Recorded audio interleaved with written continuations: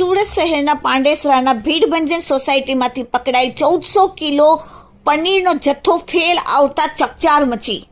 સુરતના પાંડેસરા વિસ્તારમાં ઝડપાયેલ 1400 કિલો શંકાસ્પદ પનીરના નમૂનાનો લેબોરેટરી મુજબ આજે જાહેર થતા ચોંકાવનારી વિગત સામે આવી। મહાનગરપાલિકાના ફૂડ વિભાગ દ્વારા કરવામાં આવેલી તપાસમાં પનીરનો આ જથ્થો સબ સ્ટાન્ડર્ડ જાહેર કરવામાં આવ્યો। આ પનીરમાં કુદરતી મિલ્ક ફેટને બદલે ખતરનાક વેજીટેબલ ઓઇલ અને ઇન્ડસ્ટ્રીયલ એસિડના અંશો મળી આવ્યા છે, જે સુરતીઓના સ્વાસ્થ્ય માટે ગંભીર ખતરો સાબિત થઈ શકે છે। ફૂડ સેફ્ટી ઓફિસરે કહ્યું કે 3 માર્ચના રોજ પાંડેસરાની ભીડભંજન સોસાયટીમાંથી લેવામાં આવેલા પનીરના સેમ્પલ પબ્લિક હેલ્થ લેબોરેટરીમાં ફેલ આવ્યા છે।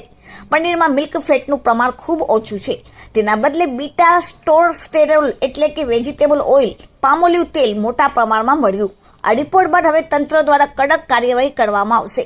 એસઓજીની તપાસમાં સૌથી ભયાનક ખુલાસો એ થયો કે આ પનીર બનાવવા માટે ફૂડ ગ્રેડ એસિડને બદલે કારખાનાઓમાં વપરાતા ઇન્ડસ્ટ્રીયલ ગ્રેડ એસિટિક એસિડનો ઉપયોગ કરવામાં આવતો હતો।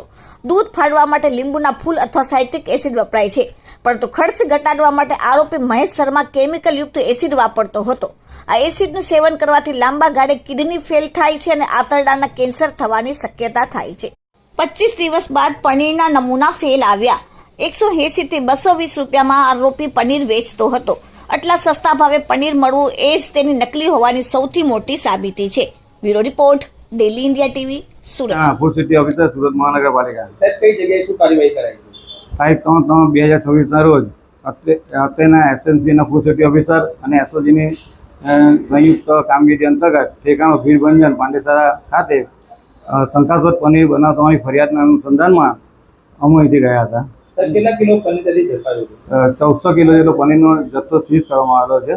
સાહેબ, નમૂનો લીધા હતા અને રિપોર્ટ આવ્યો છે, શું આવ્યું છે રિપોર્ટ? જે પનીરનો નમૂનો લેવામાં આવેલો હતો તે પનીર સબ સ્ટાન્ડર્ડ જાહેર હોય ત્યાં ફેટ, એસએનએફ અને પ્રોટીનનું પ્રમાણ જે ધરાવતું હોય એ નિયત માત્રામાં ન હોવાના કારણે સબ સ્ટાન્ડર્ડ છે, જેથી એફએસએસઆઈ રૂલ્સ એન્ડ રેગ્યુલેશન મુજબ એની અંતર્ગત સંસ્થા અને ઇસમો વિરુદ્ધ કાર્યવાહી કરવામાં આવશે। Okay sir.